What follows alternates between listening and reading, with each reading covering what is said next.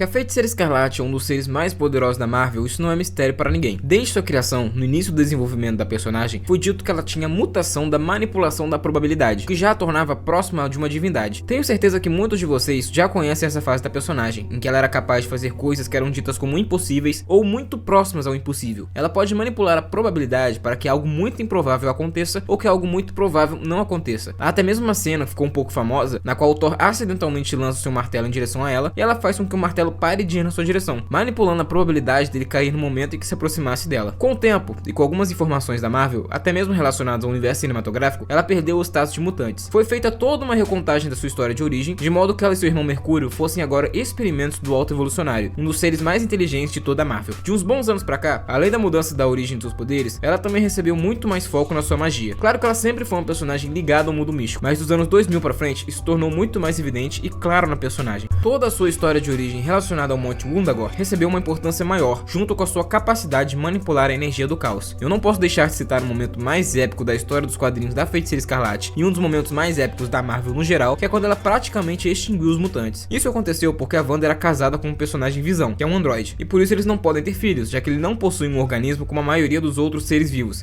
Ele é inteiramente robótico. Inconscientemente, usando seus poderes de manipulação da realidade, a Feiticeira Escarlate criou 2 filhos a partir do nada. Mas depois tem toda a explicação que envolve o próprio demônio Mephisto. Eventualmente, esses filhos acabaram sendo desfeitos e as manipulações de Mephisto foram reveladas, mas Wanda não aceitou isso muito bem. Agatha Harkness até mesmo sugeriu que deveriam mexer na cabeça dela para que esquecesse o fato de ter tido filhos, para que ela não se descontrolasse. E foi o que os Vingadores fizeram. Porém, em um descuido tremendo, a personagem Vespa acabou mencionando essa história para a Feiticeira Escarlate, o que acabou desbloqueando aos poucos suas memórias, a deixando completamente insana. Ela foi perdendo o controle aos poucos, chegando a destruir os Vingadores de dentro para fora, matando alguns de seus amigos e o Visão, com quem foi casada por muito tempo. No fim, teve toda a saga da Dinastia M, que reformulou toda a Marvel, trazendo à tona coisas que os fãs queriam ver há décadas, como por exemplo, o Wolverine descobrir toda a sua história de origem e fez dela uma vilã aos olhos dos mutantes. Isso porque no final da saga, suas últimas palavras foram: "Chega de mutantes", manipulando a realidade para praticamente extinguir toda a raça mutante. Claro que tudo que ela fez foi contra sua própria vontade. Ela estava insana naquele momento, não tinha o controle sobre aquilo e realmente não queria fazer. Isso fica evidente pois nos anos seguintes de sua vida, ela tenta fazer com que tudo volte ao normal, consertando o maior erro de sua vida. Existe até um momento bem triste nos quadrinhos onde ela tenta trazer de volta os mutantes que foram mortos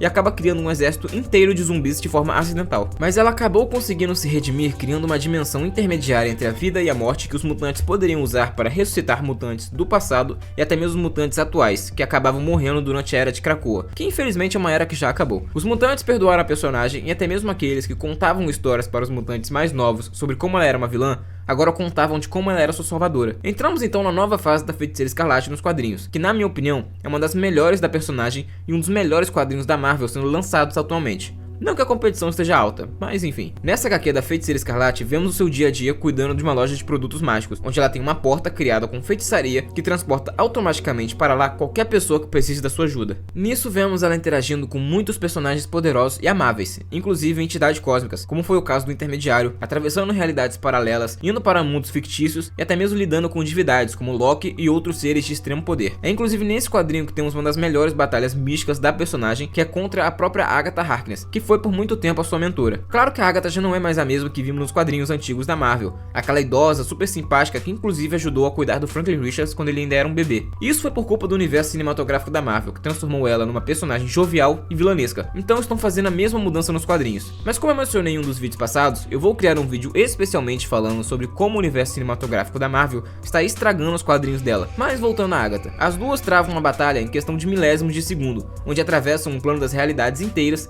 e até mesmo vão parar no ombro do Tribunal Vivo. Agatha reforça o quão poderosa é a Feiticeira Escarlate, dizendo que ela poderia se sentar até mesmo onde as próprias entidades estão, e isso traz um risco muito grande a todos. Isso porque, embora ela tenha um grande poder, Wanda não tem quase nenhuma experiência, e sua magia é muito bruta, ao contrário da Agatha, que tem quase 10 mil anos de experiência só com magia. Enfim, todo o combate é meramente a Agatha tendo um recalque em cima da Feiticeira Escarlate pelo fato dela ser muito poderosa, mas também era uma grande distração em relação a ela. Isso porque ela não estava em busca do poder da Feiticeira Escarlate, mas sim algo que estava dentro do seu coração, algo que tinha sido selado dentro de si em alguns quadrinhos passados. Esse algo era a própria entidade Kiton, que a Wanda fez questão de selar dentro de si mesma quando o Dr. Destino tentou controlar o Darkhold em algumas das sagas passadas da Marvel. Mesmo a Agatha tendo tido sucesso em conseguir o coração da entidade, isso não preocupou a Wanda nem um pouco, e nem o próprio Kiton. Mas eu fiz toda essa contextualização para explicar como a personagem está no momento atual das suas edições. Se fosse apenas pelo fato do que ela apresentou nos últimos capítulos títulos do quadrinho lançado em 2023, ela já estaria no topo de personagens mais poderosos dos Vingadores. E isso sem exagero nenhum. Ela está conseguindo lidar sem nenhum problemas com personagens que estão usando minérios que anulam poderes místicos. Até mesmo feiticeiros de outros mundos e outras realidades se tornam completamente irrelevantes perto da sua magia. O que ela está mostrando no momento atual que estou gravando esse vídeo é algo de outro mundo. Isso torna a Feiticeira Escarlate não só um dos seres mais poderosos da Marvel,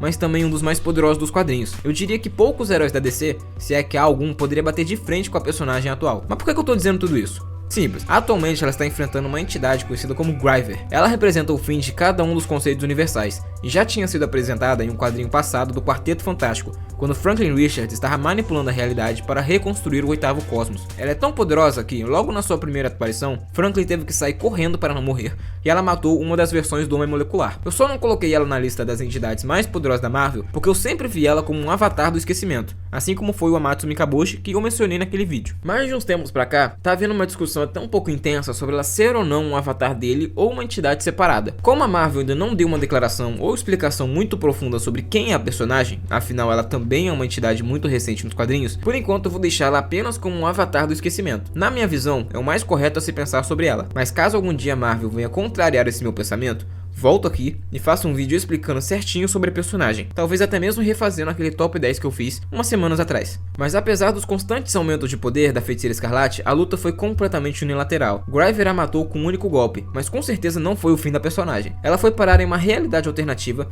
frente a frente com a Rainha do Nunca, que eu já mencionei naquele vídeo das entidades mais poderosas de toda a Marvel, então eu não vou dar muitas explicações profundas acerca dela. A Rainha do Nunca explica a Feiticeira Escarlate que ela foi enviada para lá pela sua irmã Gryver, o que é um grande demonstrativo de poder da própria Gryver, ser irmã de uma entidade tão poderosa quanto a Rainha do Nunca. Mas a Feiticeira Escarlate revela que precisa voltar para o local onde estava para enfrentar a entidade.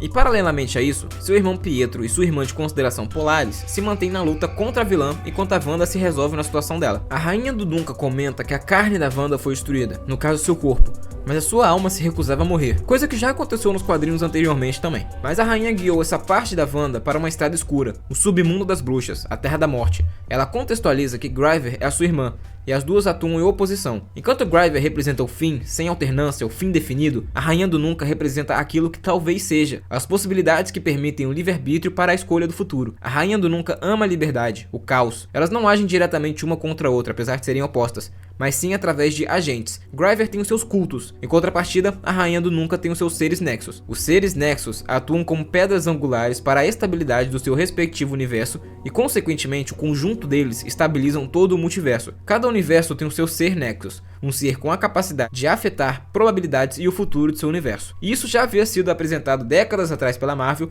e vimos isso recentemente até mesmo na série live action da Wanda. Porém, existe um Ultimate Nexus, Wanda Maximoff, com a capacidade de controlar todas as possíveis realidades em todos os possíveis universos, através de sua manipulação de possibilidades, que é o seu poder original. A Rainha do Nunca afirma que a Wanda está próxima de assumir esse posto. Após algumas reviravoltas e ela quase ser possuída por uma criatura marinha que parece ter saído direto de um conto de Lovecraft, Wanda consegue ir até o caminho das bruxas e depois retornar para a luta contra Gryver. Mas ela retorna mais poderosa do que nunca, utilizando ao máximo seus poderes de probabilidade e conseguindo bater de frente com a entidade da destruição. Claro que sendo poderosa do jeito que é, Gryver não seria derrotada facilmente, e ainda estava dando sufoco para Wanda, que contou com a ajuda de seus irmãos no combate. E pode não parecer, mas o Pietro também teve um aumento insano de poder, quem sabe até merecendo um vídeo próprio sobre ele. Mas aí a Wanda mudou o campo de batalha para a Lua, enquanto a Rainha do Nunca assistia alegremente a batalha que se seguia. Por mais que Gryver ficasse à frente na batalha, até mesmo voltando para a Terra, Wanda conseguia se superar para continuar em pé de igualdade, até mesmo atravessando a vilã e colocando suas tripas para fora. Enquanto isso, Pietro acumulava velocidade, e com um chute mais forte que ele já deu em toda a sua vida, espalhou fragmentos da Gryver através do tempo. Um puta feito do personagem, diga-se de passagem. A batalha se encerra e Wanda fica exausta,